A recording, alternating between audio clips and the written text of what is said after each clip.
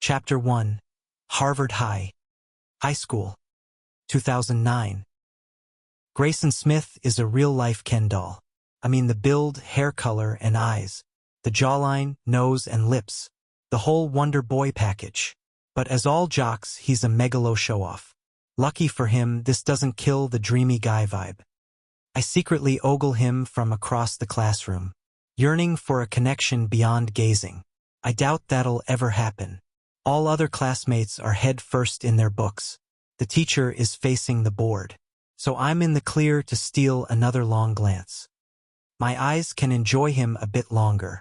Despite me labeling him as a typical jock, I can't help being interested. He's lucky he's hot. Of course, I'd never say this aloud. I envy girls who can compliment his looks without judgment. Not only would I be picked on, I'd be too embarrassed to go home. Gossip travels fast in high school. My brothers and sister will hear about it. Then my parents. Meaning I'd have to volunteer for adoption or live in a boarding school for the rest of my life. My parents believe in modern-day correction camps. My father is a cold businessman who trains me to be a solid man, as he is. A right-wing idealist all the way. Duty and tradition are all he wants from me. Meaning a non-straight son would destroy him. I'd be disowned, exiled from being a member of the family. My mother is a true blue traditionalist and also right-winged. She'd puke if she knew her baby boy was into guys. My whole family is closed-minded and unaccepting of anything outside of normal. I'm the odd one out, the black sheep, meaning I'm forever stuck in the closet. I'm not free at school or at home. My siblings are here and there.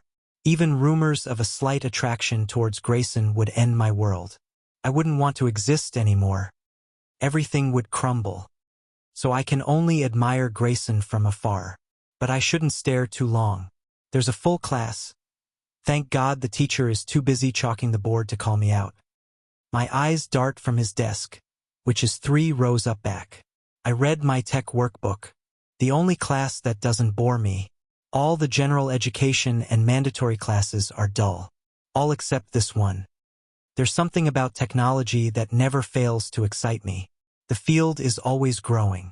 The tech boom isn't done exploding our world. That's why I love the subject. It's endless. Apple just released the most powerful iPhone, the 3rd generation. Open Graphics Library, Embedded System 2.0, Extended Longevity, 7.2 megabytes per second, high-speed packet access, voice control, location mapping, unlimited CAM software, over 1,000 interfaces. To a tech lover, that's beyond impressive. I wonder what else Apple will offer. This is just the beginning of their breakthrough. Speaking of breakthroughs, I focus on my textbook. Technological advances is the subject today. I read, Growing metal stronger than steel. Energy absorbent and lighter than steel. Modumetal is grown from nanolaminate structures, relying on acid treatments to dissolve and chemically combine nickel, iron, and metals. The metal will replace materials for bulletproof vests, aircraft turbines, vehicle suspension systems. Silicon ink is the next section. I jot notes into my notebook page. Silicon ink. Benefits to society. Prints integrated circuits and sensor displays using fabricated technology. Nanoparticle powder solvent. Budge-saving alternative. Next. 6-legged space rover. Benefits to society. Loading, transporting, and manipulating payloads on difficult terrain. Next. Electric eye. Benefits to society. Enable the blind to regain partial vision. Transmits images from the impacted eye to an integrated chip, which retransmits to the brain. It's as if I'm reading something from a sci-fi novel. As if this is a prank book in disguise. But it's not. All 500 pages are full of unbelievable advances. For instance, the Hadron Collider, or LHC, sends proton beams whizzing through a 27-kilometer tunnel, colliding particles at a record 2.36 trillion electron volts. Now that is too unbelievable to be true, but it is. The bell rings. There goes my fun. Now on to gym, history, then band. I'd give anything for a time travel machine.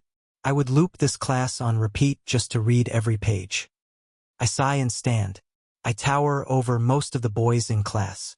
Grayson isn't as tall, maybe about 5 feet 11 inches. The height difference isn't an issue for me. I enjoy being bigger. I know this because of Cindy, my girlfriend. A brown-haired gymnastics student with a Hollywood smile. She's about 5 feet 2 inches. Super tiny compared to my 6 feet 3 inches. What can I say? Tiny girls are hot. I can pick them up like a doll. We pass each other every day by the lockers while she's heading to AP Algebra and I'm heading to PE. It's not like I'm not attracted to girls. I am. Cindy is adorable, non-clingy, and flexible in more than one way. I just can't knock experiencing intimacy with the same sex. It may be forbidden fruit or an unnatural attraction drawing me in. I'm not sure. Hi, JC. Cindy hops to kiss me. I love that. Hi, Cece. I leer. I can't wait for tonight, she whispers. Her mischievous tone fires up my stomach. You can't get enough, can you? Cindy bites her lip. You know I can't. Her brown eyes roast sensually. Especially that tongue technique. She scans the area, looking to see if any teachers are around. None are. She eyes me flirtatiously before tugging my crotch with both hands. I groan, staring down at her miniature hands. Her petite body is so appetizing. Her cute fingers squeeze my bulge then release. Don't work out too hard in gym, okay? Okay. I enclose my arms across her back and lift her up into my mouth, teasing her with a quick make-out session. See you later. I slowly drop her back to the floor. See ya. She winks. Gym class isn't the worst. That's due to me and my brothers already being in shape. We eat healthy, no added sugars, only natural. Fast food is prohibited in our household. My mom is against artificial junk pumped with chemicals. So Tom, Sam, and I aren't as physically slow as the rest of our classmates. We run suicides from the back wall to the front wall, never slowing. Us boys have been taught to exceed expectations. Our father is a drill sergeant hellbent on molding his son's intelligence and physique. I hear his famous quote as I huff and puff across the gym. A man's body is the original weapon. Far before there were professional status, men survived by being powerful forces. This hasn't changed. None of you will be feared if your true gun is lost. It's odd how I can conjure his critical voice as if he's in the room. My brothers and I sweat up a storm. Our sneakers streak the floor. 10 rounds are expected by the coach. By round 4, most of the class retreat to the bleachers or fall to their knees. Tom, who's a senior, pushes himself the hardest. I know why. He's Dad's prodigy. A mini version. A carbon copy. He's the oldest 17-year-old I've ever met. He never acts his age but more our father's age. Sam, who's always trying to be the second favorite, challenges himself to keep up. He's the middle child, naturally overlooked, and desperate to gain an ounce of our father's spotlight. I'm not so attention-hungry, maybe because I'm the youngest. The babies usually have no need to be spoiled. After a while, I jog. I'm winded and nearly exhausted. I need a breather. My legs need a break. Cindy wants me to preserve my strength for tonight. Plus I did 7 laps. That's enough to be respected. At least I didn't bail at 4. Tom glances back at me, annoyed that I'm lagging. Come on, Jay, he says out of breath. Stop being a pussy. Keep up. Give me a sec. Heave. The two race on. Bring your all on the next lap, or you'll hear it from Dad later. I roll my eyes at the teacher's pet. I'm glad when they're further away. I'm able to ponder without being seen, which is ideal. I usually wear my feelings. I don't want my brothers to see this. I'd be labeled weak.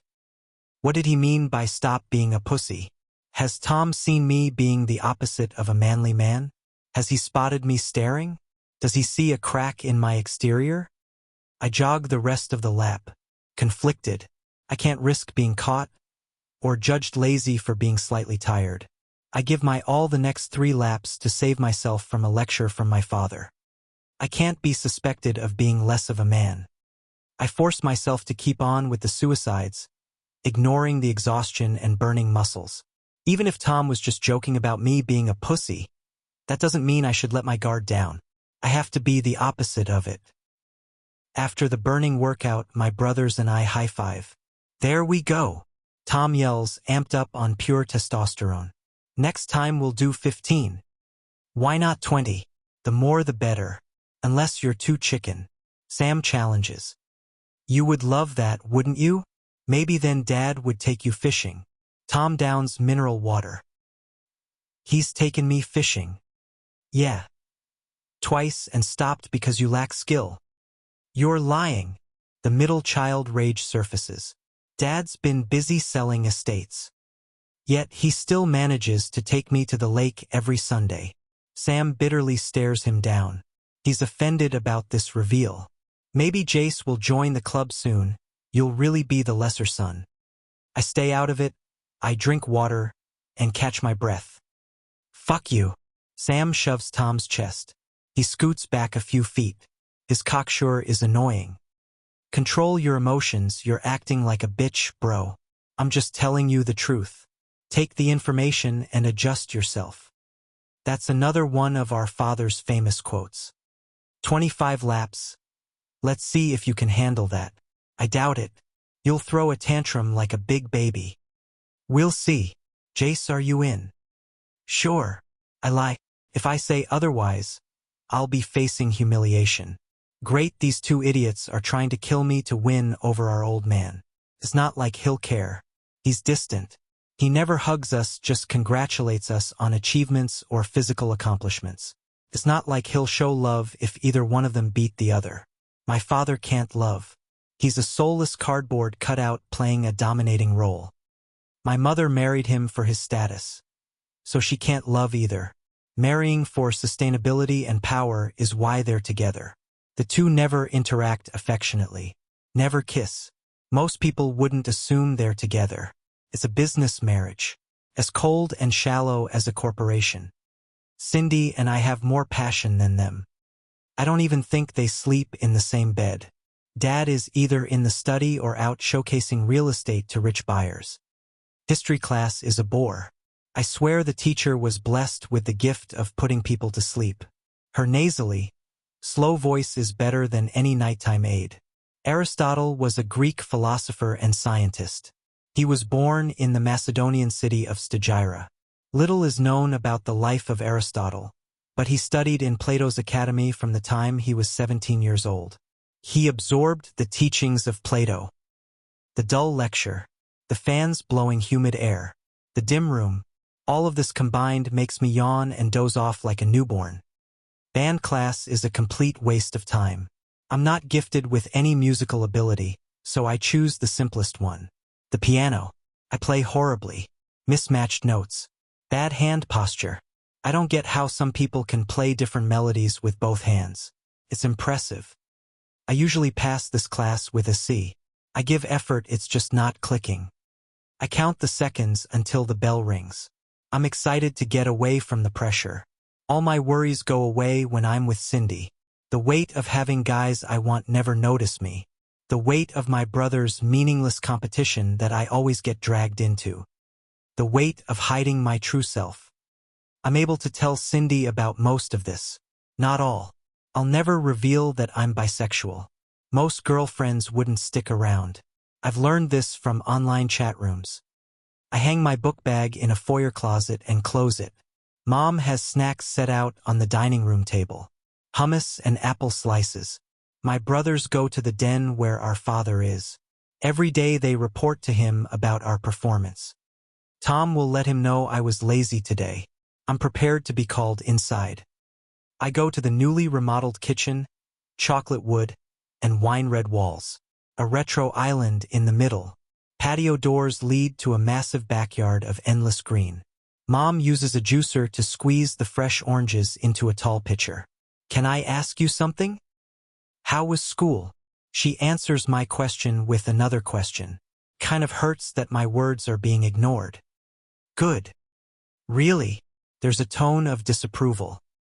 Yes. But you have a C in band. Do you consider that good? She looks up at me while continuing the squeezing. This is intimidating because both she and Dad drain my soul on a daily basis. I'm not musical. Neither are your brothers, yet none of them have C's. You need to fix that. This is a warning. Next time I'll involve your father. Are we clear? Yes, ma'am. You all will be valedictorians as I and your father were. Maybe a piano tutor will help. I want to say cut me some slack, but that'll lead to a dramatic argument. I just agree. That would help. Great. I'll choose one today. Mom stares back down at the oranges. Also history class. Your teacher called. Why are you sleeping during lessons? That's an embarrassment. You have to think about your family's legacy. Your father and I are ashamed. Adjust yourself. I will. I give a quick nod. I'm sorry about the call. I'll do better. I'll keep this between us. Thank you. I turn to walk away. What is it you wanted?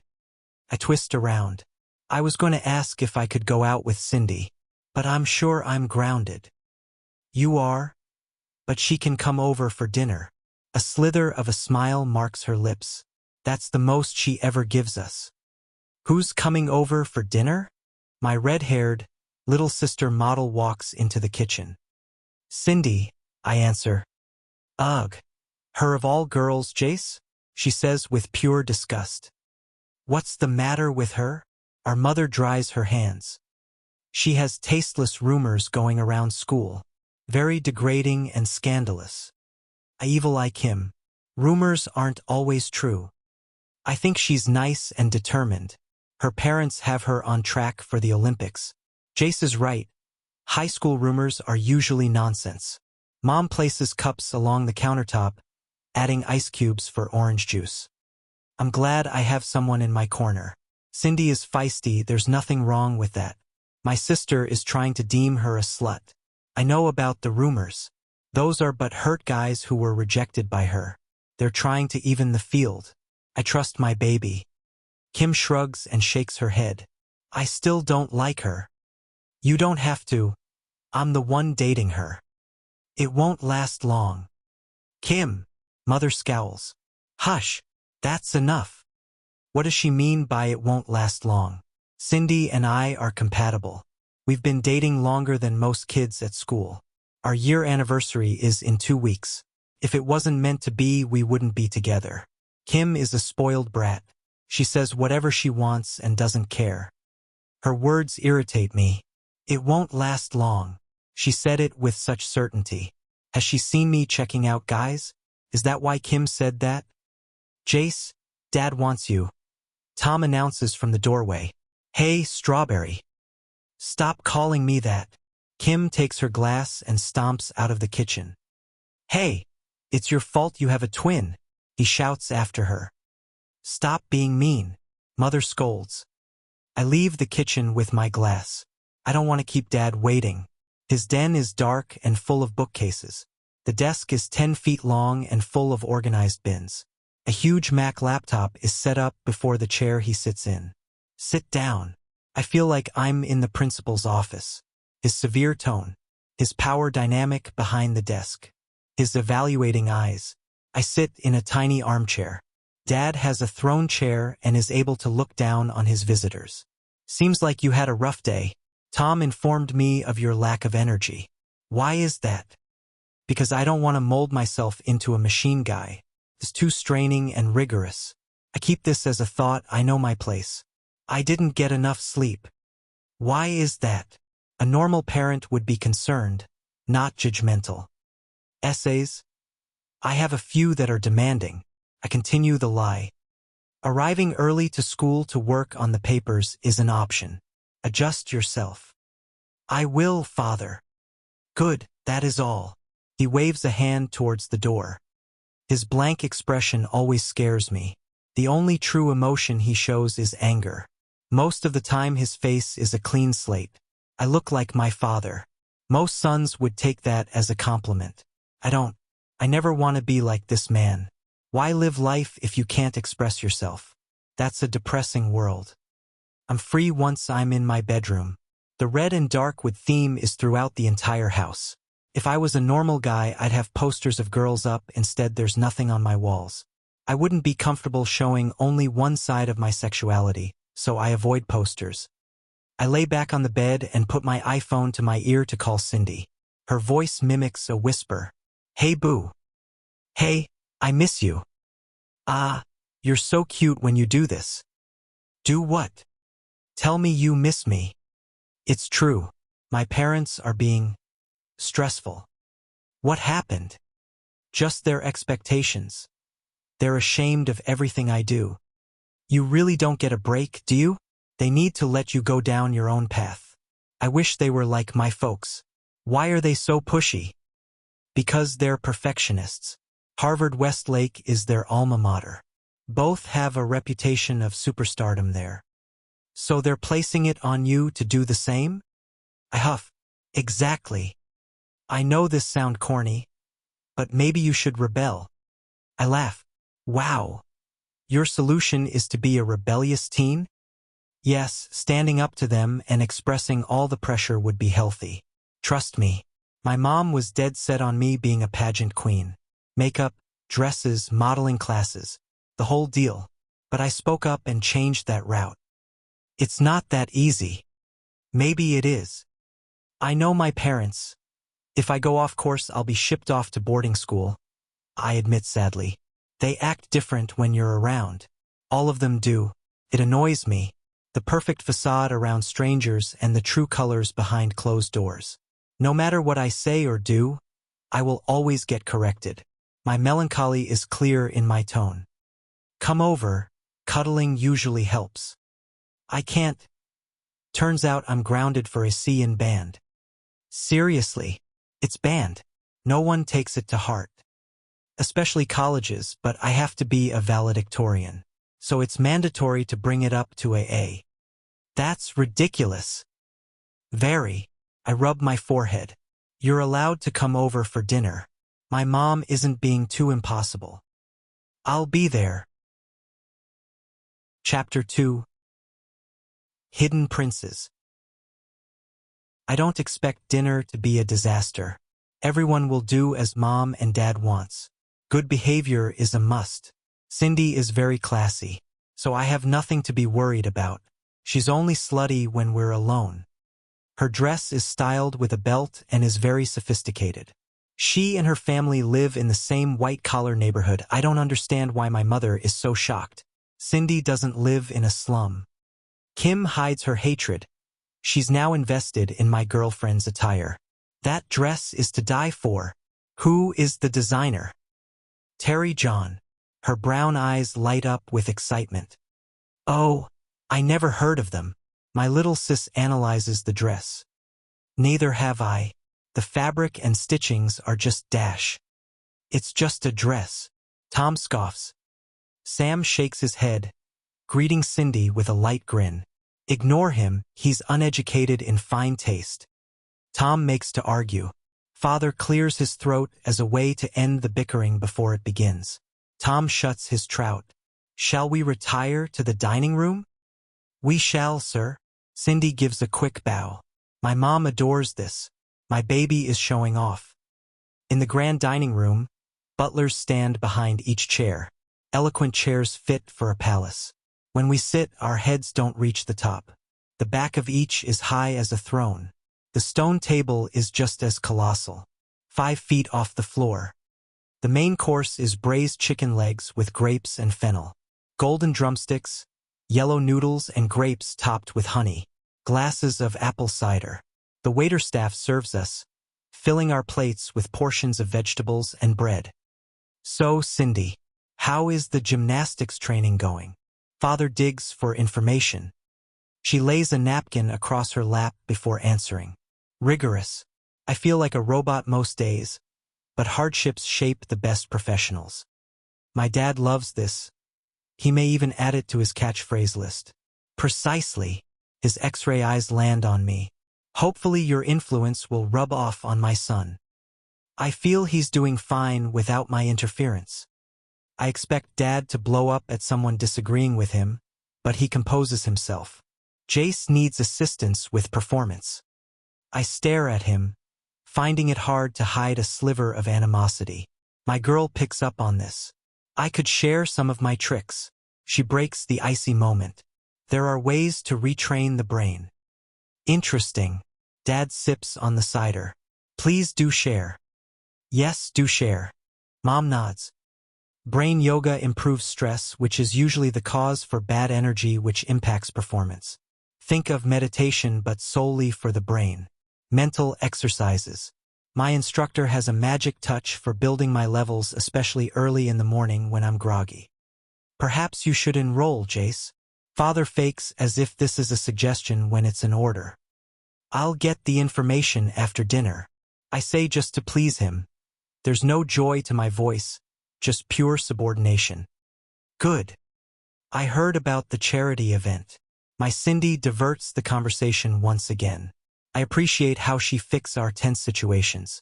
Is it too late to tag along? Oh no, not at all. Mother waves a hand. Invite your parents too. It's been a while. Will do, and thank you, ma'am.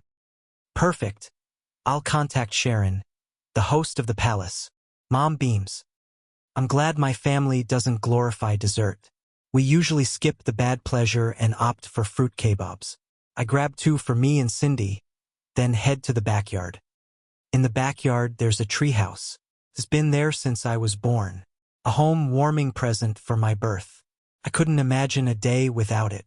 The treehouse is a constant reminder of childhood joy. I allow my baby doll to climb the wooden steps first before I do. That way I can catch her if she falls. We'll have privacy up here. My parents know I'm not the type to screw around on their property. Unlike Tom, he's been caught 5 times having sex in his bedroom with well-known sluts. He loves the drama. We sit crossed-legged on the smooth oak floor. I hand her the kebab, then I chew on mine. The view up here is magical. The clear sky of glittering stars. The open field that allows us to see to the coast. We live a few blocks from the ocean docks. The salty air relaxes my nerves. I wish Dad didn't flaunt his power at the dinner table. My sweetie leans forward to kiss me. Is he always that manipulating? Yes. I give her an annoyed gaze. Usually he's less strict when I'm around. He's mad because I got winded in gym, so I'm on his bad side. Gym isn't even a class. Why is he mad? Because I showed weakness. I stare down at my hands, wallowing in self-pity. Usually I'm better. I have to fix it. Jace. Cece shakes her head, appalled. This isn't your fault. You don't understand. Whenever he mistreats me, it's because I slipped up. Same with my mother. The low grade in band is also my fault. I stare out at the swaying ocean. That's how my family operates. You're finally seeing their true colors. I sigh and shrug. Me and my siblings always have to correct ourselves. It's never the other way around. I wish things were different. I observe my girlfriend. Her porcelain skin is pale in the moonlight. She frowns so deeply that her chocolate eyes droop. I'll need the contact information for your instructor. I made that up so we can have morning sex. She admits with a cocky wink. I laugh. Wow. Yep. We can brainstorm another plan. My stamina needs to improve. You can try protein shakes. That's a start. I'll have to do morning studies at school from now on. I agreed to it. I can join you. I chuckle and shake my head. No way I'll be able to pay attention with you around. True. She cheese, pushing the fruity stick down her throat to tease me. It goes far down. I'm not surprised by this talent. Her throat is a holy vessel. I watch her doll fingers reel the long stick out of her mouth. I can't wait until the morning. I can't have her here. But this doesn't stop me from initiating phone sex. When everyone is asleep, we whisper our moans through the phone. The craving gasps, her high-pitched moans, my bassy ones, the sound of her tongue licking the cum from her hands, the slurping, The noises finish me. I blow a gasket of semen, ruining my sheets. I wake thirsty for more. Cindy texts, "Let's bike to the forest. Do me on a tree." I shower, grab my book bag, and head to the front door. Off to the instructor? My father observes me from the staircase. Yes. He has a skeptical look on his face. What's their profession title? Oh, he's snooping. Neurology therapist. I think quick, assuming this is a real job. It sounds legit enough. And name? Grayson Smith. I use my school crush name. Oh fuck. Why did I set that? Send over their cellular number and email whenever you can. His monotone voice is horrifying. Yes, sir. I continue to the door. Cindy rings the bell on her Pinarello bicycle. A $4,000 bike. We both have the Prince of Spain version. My dolly tossed me a protein shake. Muscle milk chocolate flavored. I have another one for after the lesson. My babe talks in code for sex in case we're being spied on. Good looking out. The forest preserve is vacant due to today being a work day. 6 a.m. I doubt no one from school is up either. Not until 8 a.m. If only I could sleep in. That's a thing of the past. Cindy's preppy pencil skirt and a loose blouse is so hot. I adore how the collar hugs her neck. The sexiness of a girl who covers up is unmatched. The thought only gets me hard. She strips from her clothes and underwear. My baby is never shy or indecisive. She always knows what she wants. Her eye language should have a voice with how expressive it is. She wants it hard, fast, and deep. I hear the request as if a mind reader. I undress while approaching her, my appetite increasing. My mouth waters. My cock straightens upright. I press her slim body against the tree trunk, using spit to lube myself up down there. I use it to moisten my tip. I jam it into her ass. Our bodies whack together. The snacking of our skins. The hardcore porn we create with our thumping waists. The bouncing of her tits. The loud, rough humming. The jello slopping out of my dick into her warm intestines. My baby doll is flexible. She curls her entire bottom half into a C shape while keeping her upper half straight. Her feet loop above my shoulders. This opens her wider for penetration. Her hands clutch onto the wood. Her mouth meets mine to tongue kiss. We hyperventilate on each other's oxygen. Moaning, groaning, humping, pumping out juice. My mind is free of all stress by the time I enter the school library. Thanks to my girl. I needed that relief. Not just because of my family stressing me out, but because of my struggle with sexuality. How can I enjoy Cindy so much without being straight? I have attraction for guys. How when I'm so invested in her? We've been together for a year. If I wanted both guys and girls, why am I committed to Cindy? I'm so loyal. Isn't that the opposite way around for someone who's bisexual? What does that make me? Confused? Misguided? Mislabeled? Do I just have normal guy crushes? Could be envy, not attraction. Am I even half gay? Maybe I'm just lost. Maybe I'm reading too much into it. I take a seat at Mac computer, the newest desktop. I have all of my textbooks. I study for history first since Mrs. Bell called home. I open the book while simultaneously pulling up the Google search engine on the computer. I go to the chapter on Aristotle and type his name into the search bar. I'm over-preparing by using two sources of research, textbook and internet. Just as I begin to jot down notes in my composition book, I notice I'm being watched. My eyes hurriedly look to the side. I can't believe my own eyes. I'm surprised, shy, nervous. My arms grow goosebumps. Grayson Smith is staring at me. I freeze up. His glance is so soft and addicting. Can't look away. I'm not sure if this is a friendly look or a gay pickup. I haven't had much experience differentiating the two. I'm not as active in the online chat room I joined. One for closeted teens coping with life. I should have read more about eye contact. There's a whole thread dedicated to this on the forum. I'm so stupid. Then again, how would I have known I'd need the lesson?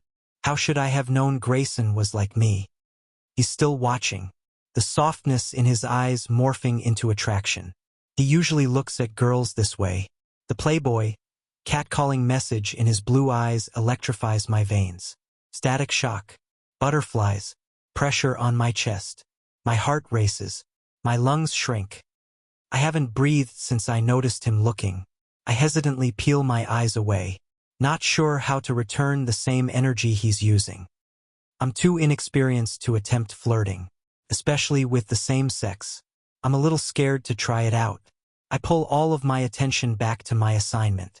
I anxiously shift my weight. But I still feel him checking me out. Why is Grayson still showing interest? I blew my chance of flirting. Yet he's still hunting me. Maybe he'll give up soon. He better. We're alone in the library. But not for long. Others will file in eventually to work on papers. I didn't see him writing anything down. Instead, he was holding a book, reading in an armchair. I'm impressed. Maybe he's a little smart and not a typical jock. I wonder what he's reading.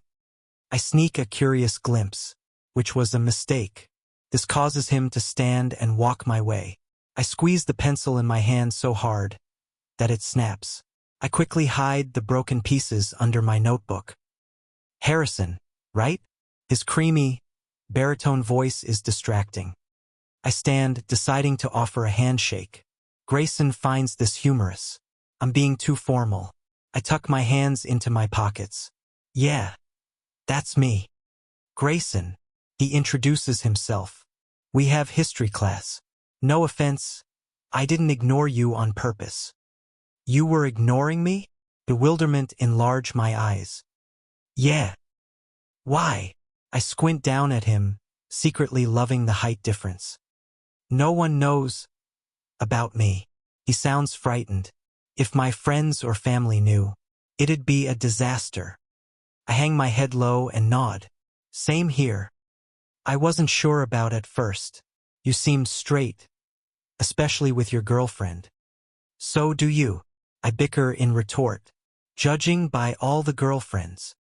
Grayson sadly narrow his gaze to the floor. I have to keep up the appearance of being straight. The connection to him is instant, but I have issues allowing myself to show it. I can't be vulnerable in public. I occasionally eye the door, dreading someone coming in and discovering us. Grayson picks up on my paranoia, always playing the man our father wants. I admit while still being tense. Always. He returns a broken smile. One that I wish I could show, but I conceal so much emotion, scared of expressing my true feelings. Always hearing the word solid man. And never having the freedom to combat my father's brainwashing. I envy Grayson for having enough strength to be weak. My fingers ache to trace his gorgeous lips. I eye his luscious mouth, tempted to break the rules. Something activates in my mind. A rush of sparking neurons. A splendid euphoria. A rolling wave of affection. My eyelids warm up. I'm sure I'm returning the infectious attraction now. Just as he is. We share the same energy source. The same electrical force field. The same frequency. I'm sucked into a whirlpool of sensation. A drug trance I never want to exit. The door knob twists. I rush to my seat before it creaks open. I'm quicker than Grayson.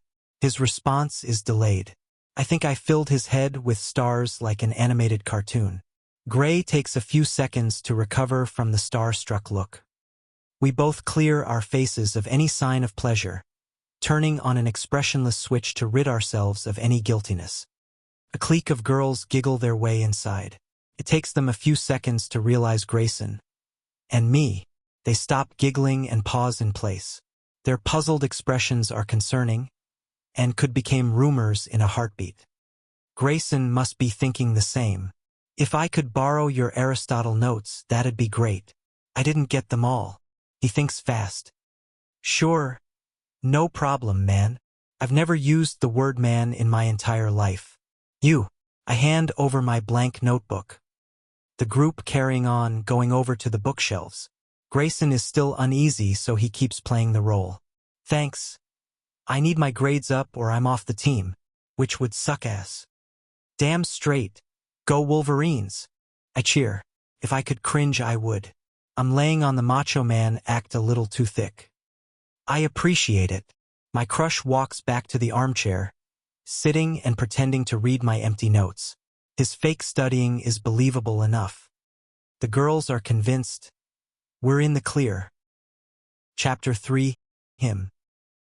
I focus on the computer screen trying to read the web article. But my thoughts are firing off. Holy shit. I'm glad I came to school early. If I didn't, I wouldn't have discovered my dream guy was into me. I have the urge to pump my fist into the air. But I'd look insane. The text on the web page isn't able to hold my attention. I visualize his lips on mine, his body against mine. How does a guy feel? I only have my girlfriend's body as a reference. Does it feel different? Better? I wipe the corner of my mouth of drool. I'm a slobbering, horny dog. I will myself to comprehend the Google article. I gave Grayson my notebook. I have nothing to write on. I sign into my email and create a draft so I can transfer information to it. The essay is about the method of analyzing and how we use it every day. I copy and paste key points that'll aid my paper. Aristotle's method involves breaking down complex ideas or concepts into smaller parts to gain a deeper understanding of their essence. One way we use Aristotle's method of analysis in our daily lives is through problem solving. By analyzing each step individually, we can identify potential obstacles and devise effective strategies to overcome them. I'm done with notes by 7 a.m.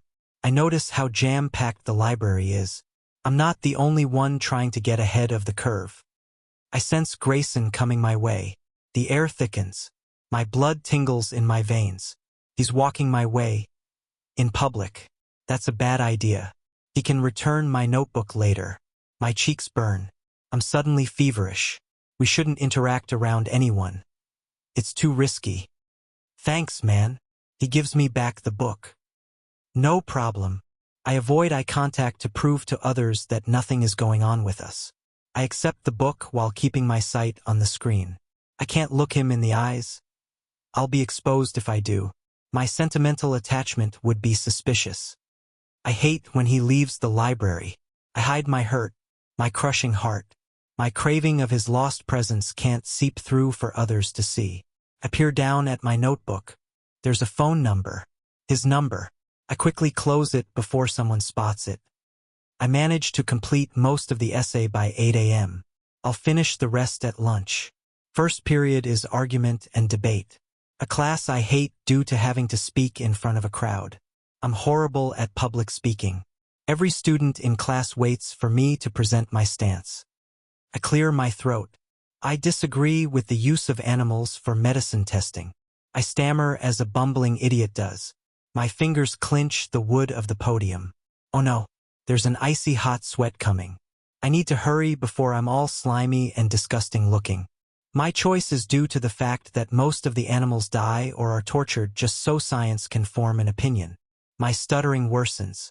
My throat rattles, which vibrates my speaking pattern. I sound like I'm having a stroke, so I rush to end my opening statement. Yes, these tests are done for the welfare of the living. But these subjects are living as well. My feet pedal fast to my chair.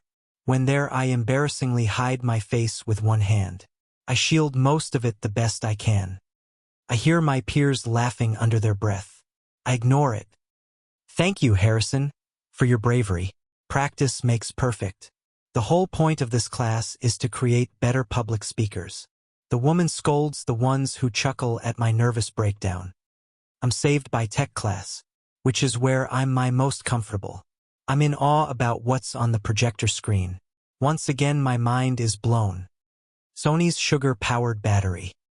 How is this possible? A bio-battery which generates electricity from a sugar solution. Unbelievable. I geek out in my head. I assume there's an anode consisting of sugar-digesting enzymes. But the enzymes must be impractical, unethical, experimental. No way can this energy solution be real. If only I could see the electrochemical reaction. Tom trips me on my way out of the classroom. I nearly slam into the floor. What the hell? I rage. The instructor should have your reflexes on high alert. That's part of brain retraining. He says coolly. I hope the lessons are free. Oh no. Does Tom know about the ruse? Am I busted? It's only the first day. You honestly expect me to be superhuman that fast? I retort with annoyance and press on. Pretty much. He shrugs. Cindy defies gravity, you should too. We stroll the hallway, our destination gym. I'm not training my body. I scoff. Then why are you wasting your time? I zone him out, knowing this is a jab at my physical performance. I'll have to push my body to sell the lie of being retrained. I wait until he goes inside before downing the second bottle of protein. I don't want him to make fun of me for needing assistance. We follow our usual routine. Stretching, toe touch, lunges, arm circles, sitting leg stretches, knee to chest, jumping jacks. How was the lesson? Sam queries while hopping. So far interesting. My lie is pretty believable because I'm thinking about Grayson. He was the most interesting part of my morning. Let's hope you keep up this time. Tom cheats by starting suicide runs without us. Sam and I dash after him. My endurance is better today. Could be the pre-workout drink or the thought of Grayson. Something is giving me extra fuel. I'm unstoppable. I daydream our next meeting. History class. Although we'll both be hiding our interaction. At least this time I won't be stealing glimpses. We'd be sharing them. On lunch break I finish up my essay. Despite Cindy sitting on my lap. She smooches my ear. She doesn't mind cute PDAs. I used to be the same, now I would rather not show off. Even though Grayson is chatting with his teammates, I sense his attention on me. Others don't realize how his body is slightly angled my way. It's an awkward position of someone longing to be closer.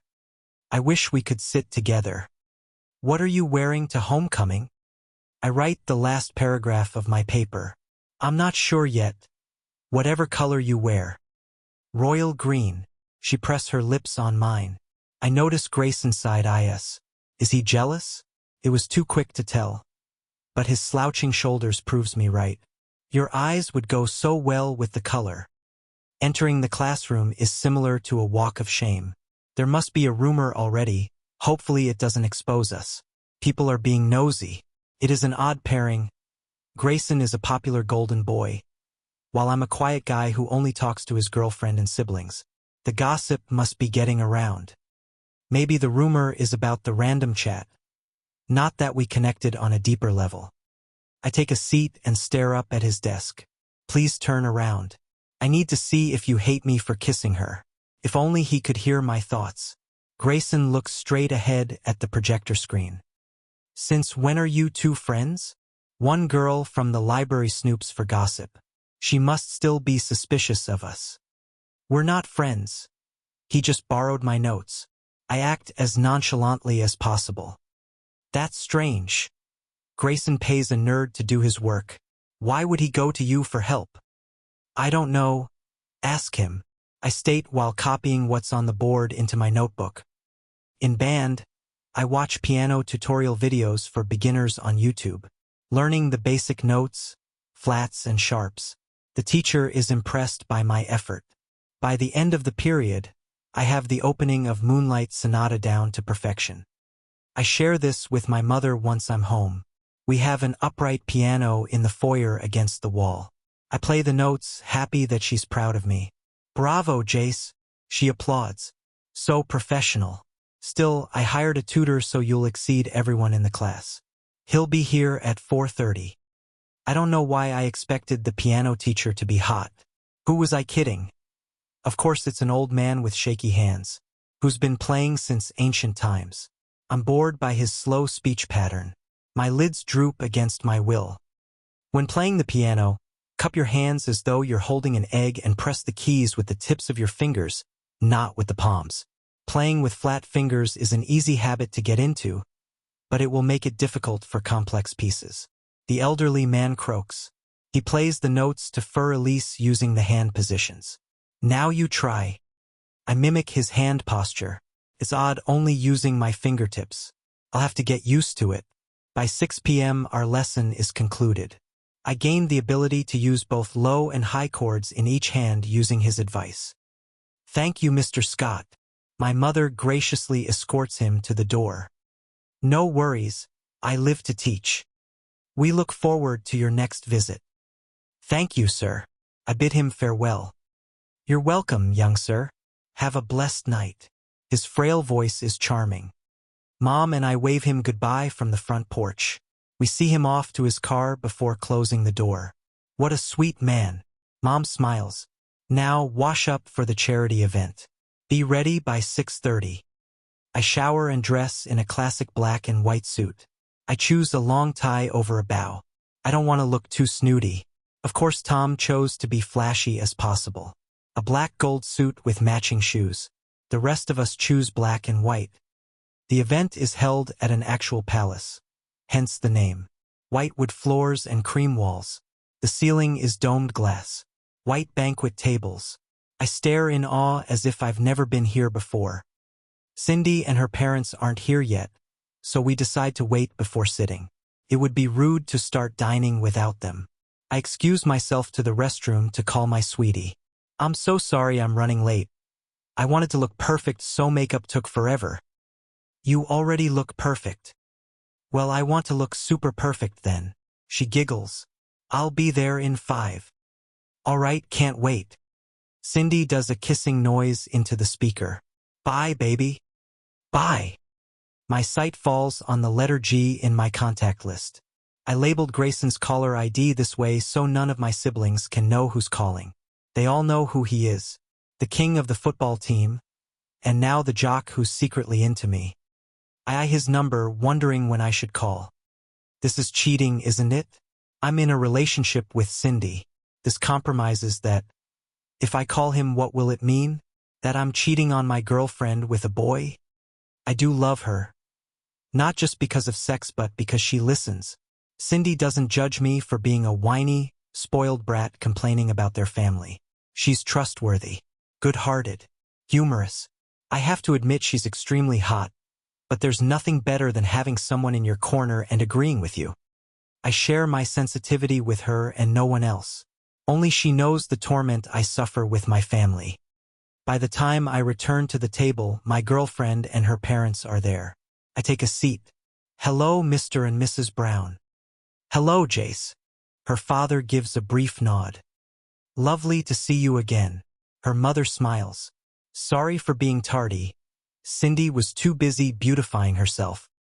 My girl rolls her eyes. Hush, Mom, she laughs. The blush pink dress she wears is vintage. Very Marilyn Monroe. When is the wedding? After college. My mother says so confidently. She chuckles as if it's a joke. After college, when Jace is far more established in the world. Dad agrees. It will be a great match. Mr. Brown is just as invested in the idea. Sharon, the host, taps a microphone. She stands at a podium. Hello all. Thank you for attending the 25th Love Aid. Please complete the donation slips and enjoy the show. The red-haired woman bows as if she's the Queen of England. The band performs smooth jazz, piano, saxophone, drums, guitar. I'm saved from the ridiculous conversation. The music and the slip is a lifesaver. I'm highly bothered. I do love Cindy, but marriage is far away. We're just dating. Why is this topic even happening? My girl holds of my hand under the table. You okay? She whispers. Yeah. They're joking about marriage. I must have slipped up and revealed my uncomfortable thoughts. I know. What's wrong? Nothing. I grin sweetly to convince her I'm okay. After the first course, I excuse myself to the restroom. I vigorously wash my hands with soap. My mind rages. Married after college? Established in the world? My parents aren't only ruining my present life, they're planning my future. Once Mom and Dad set their minds to something, it's written in the stars, meaning I can't do anything. I can't even combat it. That'll be strange to them. I'd be questioned. Both mine and Cindy's parents are arranging me to marry by 21. Who knows if I'll even want that by then? Are they so set on me being straight? And nothing more? As if everyone is that way? I unlock my phone. I never exited out of the contacts page. My attention lands on G's number. I massage my temples and huff out a long breath. No, I can't do this to Cindy. I can't run away to someone else. I just have to suffer through this night. I'm used to acting straight. I can keep doing it. I click off the screen.